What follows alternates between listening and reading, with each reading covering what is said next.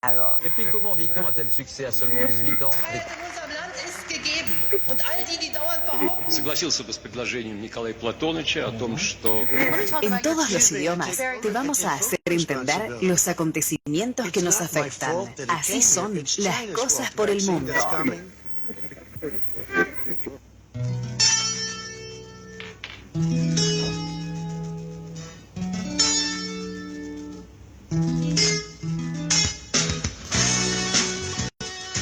Hoy es martes de la columna de internacionales con nuestro especialista periodista de internacionales Mariano Saravia, pero hoy lo vamos a tener en vivo porque las condiciones del mundo así lo requieren, y con el alto al fuego entre Hamas e Israel, bueno, da mucho para hablar, pero también hay un condimento especial que es la asunción de Donald Trump en la jornada del lunes. Así que para darle la bienvenida vamos a saludar a Mariano Saravia en el línea telefónica. Mariano, buenos días, ¿cómo estás? Hola Mayra, ¿cómo estás? Un abrazo para vos y para la audiencia.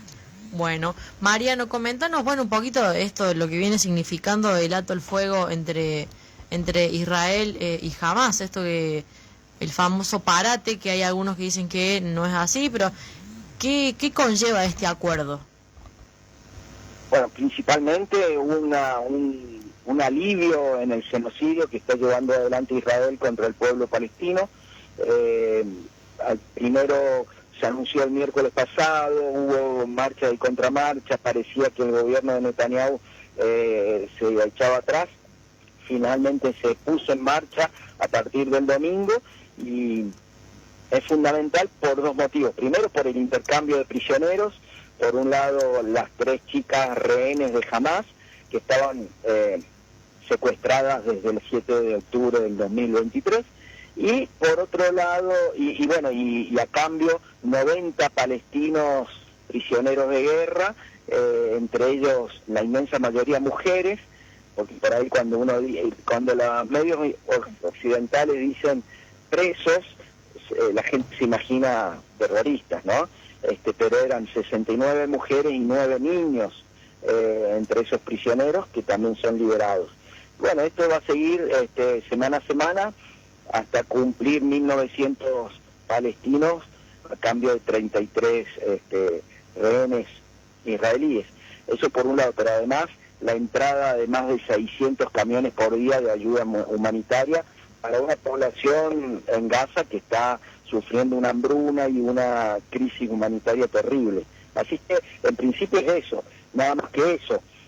Si esto después pudiera dar lugar a un acuerdo de paz o a un proceso de paz, sería algo más importante.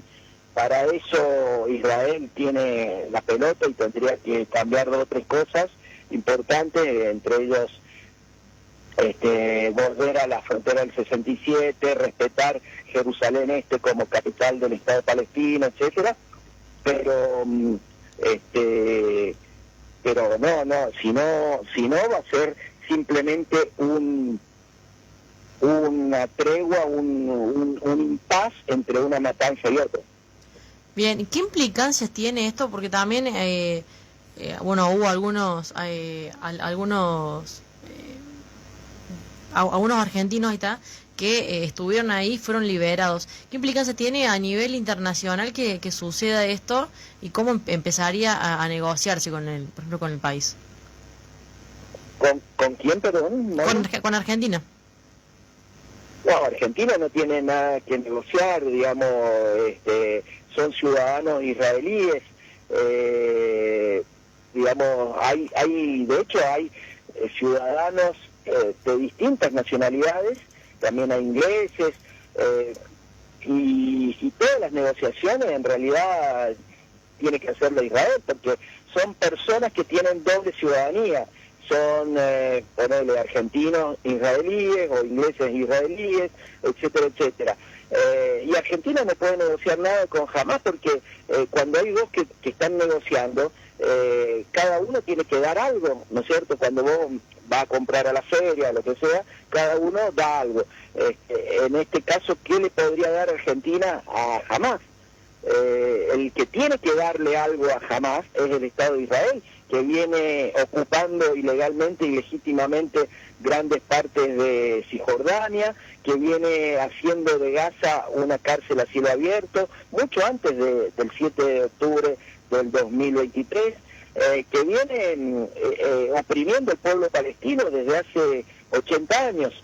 Jamás se creó en 1986 y el problema palestino viene de 1947. Entonces, lo único que pueden negociar algo con Hamas son los gobernantes de Israel. Claro, eso le iba a consultar, porque en su momento Luis Petri, bueno, el ministro de Defensa, habían empezado o habían hecho una serie de acuerdos para fortalecer una alianza o una especie de estrategia contra con Israel, contra Hamas. ¿Eso sigue en pie?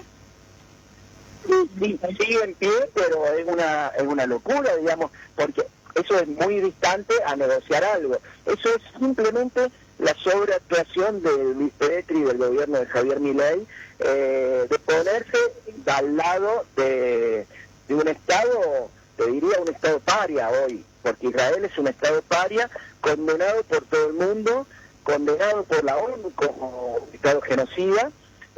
Netanyahu y varios de sus ministros son acusados por la Corte Internacional de la Haya como genocidas. Entonces, en ese contexto, la sobreactuación del ministro de Defensa y del presidente argentino, primero que es vergonzosa, segundo que es totalmente contraproducente para Argentina y para el pueblo argentino. Primero porque nos ponemos del lado de los que están siendo acusados por el mundo como genocidas, y segundo porque ese mismo gobierno genocida de Israel no nos da nada a nosotros, si siguen votando en contra de Argentina cuando se vota en la ONU por las Malvinas. Entonces es genuflexión pura la de Milei. Sí, es como meterse en algo que no nos compete, o decir, bueno, estoy de acuerdo Por solo supuesto. por estar de acuerdo. Sí, en algo que no nos compete, pero que nos puede ocasionar grandes daños. Acordate que cuando Carlos Menem se metió en algo que no nos competía, que la verdad no tenía ni pie ni cabeza, mandó 2 barquitos de cáscara de nuez al Golfo Pérsico en la Primera Guerra. Eso nos trajo como consecuencia 3 atentados. El atentado contra la Embajada de Israel, el atentado contra la Arabia y el atentado en Río Tercero, que ocasionó muertos argentinos. Entonces, no nos compete, es una locura, no nos trae beneficios, pero además nos puede traer grandes perjuicios. Mariano, buen día. Algo mencionabas al principio de la entrevista sobre que esto recién es un principio. Yo te quiero consultar, ¿puede el pueblo palestino empezar a pensar en un futuro quizás más en paz con estas medidas, o hasta que Israel no levante directamente su bloqueo, por ejemplo, en el Franja de Gaza, ver un futuro prometedor?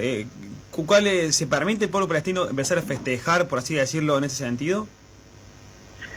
Y me parece difícil, Alejo, porque la verdad esto es necesario y es urgente, parar la matanza. Ya es una vergüenza que no nos escandalicemos todos los días cuando las noticias te dicen 90 muertos palestinos, 80 muertos palestinos, 50 muertos palestinos, todos los días. Entonces, imagínate que en un poco más de un año han matado a más de 50.000 palestinos.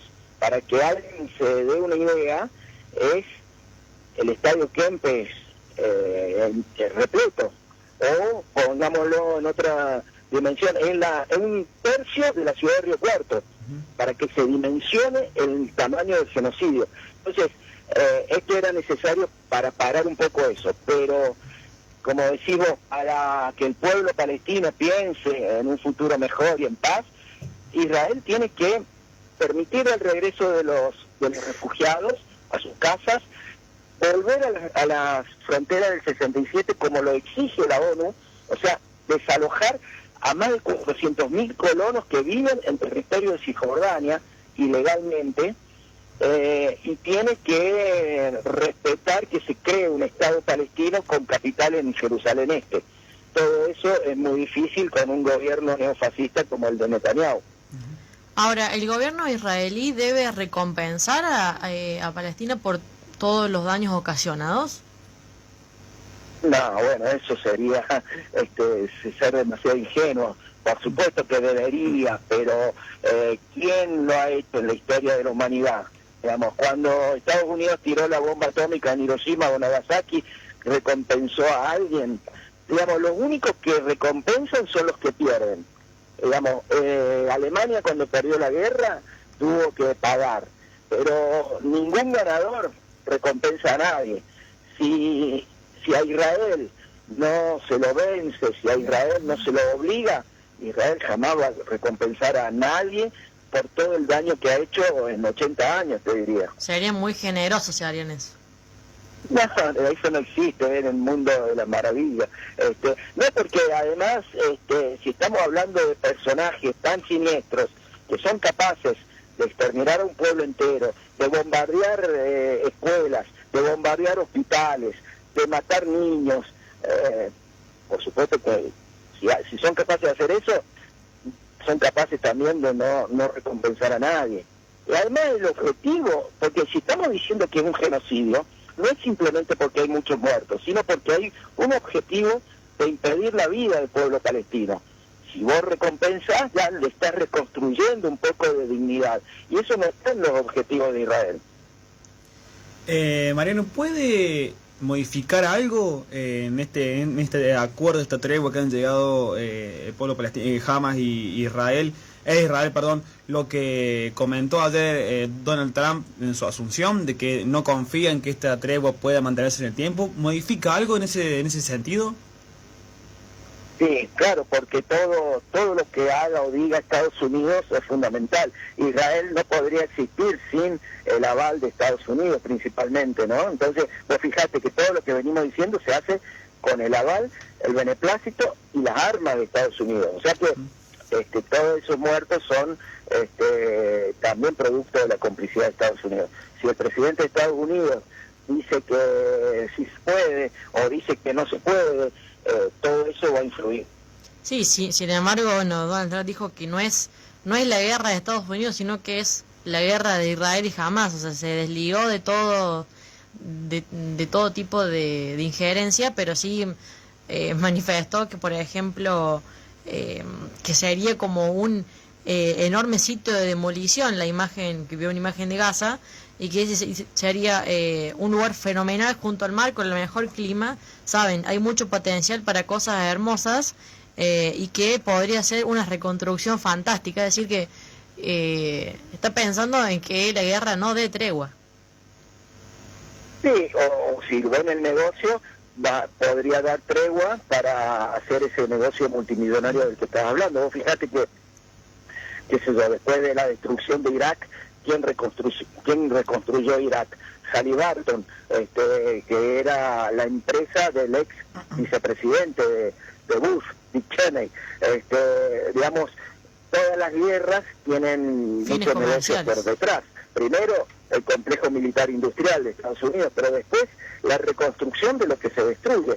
Si él mismo dice que Gaza es un lugar hermoso al lado del mar, y ven el negocio, imagínate, eso mañana se para el genocidio y las empresas estadounidenses empiezan a hacer edificios maravillosos. Por supuesto, el pueblo palestino va a seguir viviendo en la miseria con un poquito más de paz, y los ricos palestinos o los ricos del mundo comprarán esos edificios hermosos frente a la playa, porque de verdad que es un lugar muy lindo.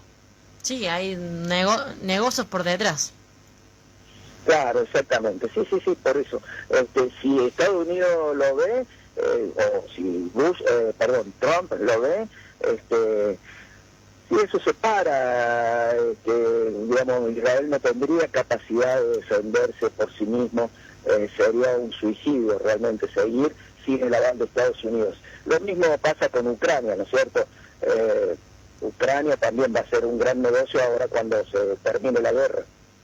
Y que, bueno, ahora hablando un poco de Trump, ¿qué depara o qué le depara a Estados Unidos para este 2025 con la presidencia de Donald Trump? Que ya ayer nomás hizo algunos anuncios muy importantes, pero ¿qué espera en lo internacional que Donald Trump vuelva ahora a la presidencia y que ya esté instalado en la Casa Blanca? Bueno, lo de ayer fue una vergüenza realmente, fue asombroso, horroroso. Lo primero que hay que decir es que un delincuente llegó a la presidencia de Estados Unidos, y eso no lo digo como un insulto ni como una...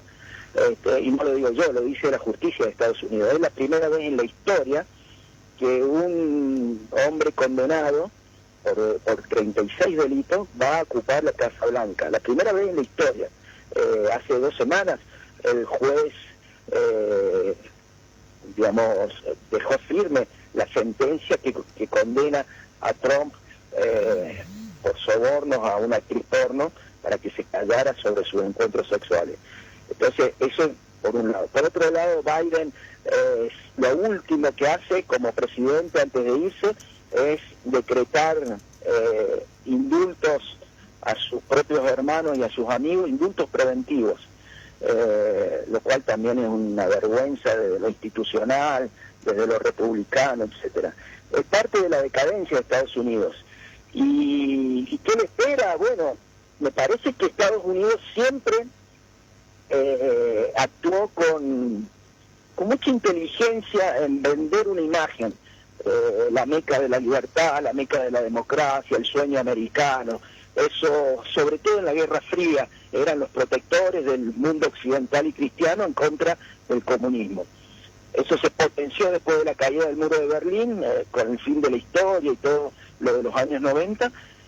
Y hoy, y ese mundo fue un mundo unipolar, con un hegemón total, que era Estados Unidos. Hoy es un mundo multipolar, donde China es una potencia económica y militar, Rusia también, y todos los BRICS, podríamos decir India, y las potencias emergentes. Y en ese contexto, en vez de afianzar sus alianzas, eligen un presidente que insulta a todo el mundo, que se pelea no con Rusia o con China, se pelea con los aliados, se pelea con Panamá, dice que va a ocupar el canal de Panamá. Panamá es uno de los países más alineados con Estados Unidos, tiene un gobierno neoliberal de derecha, y se pelea con ellos y los constriñe a tener que responderle. Se pelea con Canadá, una locura, se pelea con Dinamarca y con la Unión Europea porque dice que quiere ocupar Groenlandia, o sea, se pelea con sus aliados.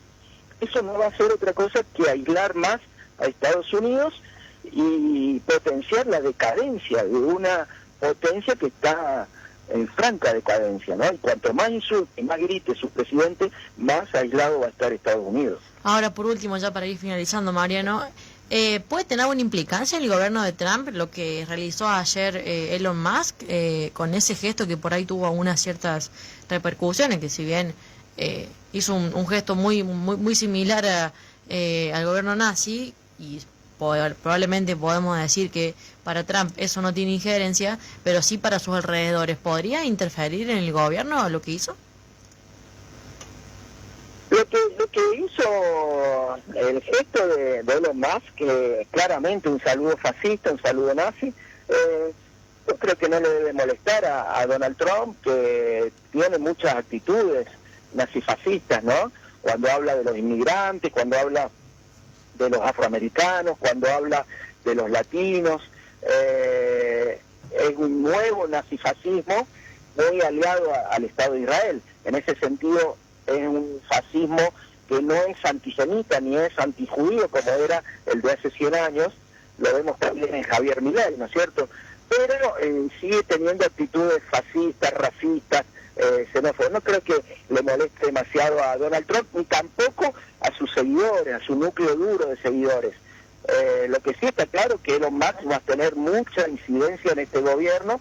Es un gobierno de millonarios nubelistas. Los nubelistas son los dueños de la nube. Hoy los hombres más ricos del mundo ya no son grandes empresarios, sino los nubelistas, los dueños de las plataformas digitales y los dueños de las redes sociales. Vos fijate que en la rotonda del Capitolio estaban en primera fila Elon Musk, Jeff Bezos y Zuckerberg. Esto da una pauta de la importancia que van a tener estos supermillonarios en el gobierno de Estados Unidos. Y es parte también del manotazo de ahogado de un sistema capitalista que ha fracasado en todos los sentidos y que lo último que intenta es decir, bueno, vengan ustedes que son los verdaderos dueños del poder a ver si pueden salvar esto. lo único que se va a lograr, me parece, es exacerbar la decadencia, la putrefacción moral de Estados Unidos. Lo vemos, por ejemplo, con 1 millón de personas en la calle comiendo de la caridad pública, lo vemos con ejércitos de zombies destrozados por el fentanilo y por otras drogas, lo vemos en la gran desocupación, lo vemos en el odio racial y el odio político que hay, en esa grieta que hay en Estados Unidos de gente que hoy se odia y antes, hace 20 o 30 años no se veía. Lo vemos en una decadencia moral general en Estados Unidos. Entonces, si esta gente que ha llegado a la Casa Blanca va a ser quizás el último acto de una muerte anunciada, ¿no? Mariano, muchísimas gracias por este análisis y reflexión que nos ha hecho. Aprovechamos la ocasión para poder hablar con vos en vivo porque entendíamos que así lo demandaba el contexto internacional. Así que bueno, muchas gracias por estos minutos brindados. Gracias, Mayra, Alejo, un abrazo y hasta la semana que viene. Hasta la semana que viene. Ahí estaba entonces Mariano Saravia, nuestro especialista, periodista en temas internacionales, comentándonos un poquito sobre la tregua entre la guerra de Hamas e Israel. Bueno, la liberación de un montón de refugiados, que ya está sucediendo esto, y que, bueno, esperemos que en el contexto internacional esto sea una definitiva tregua y que, ahora con la presidencia de Donald Trump en Estados Unidos no vuelva a suceder esto y que, bueno, veremos cómo se reconfigura el término, en términos políticos, el contexto internacional con Donald Trump en la presidencia. Así que ahí pasaba Mariano Saravia en los temas internacionales.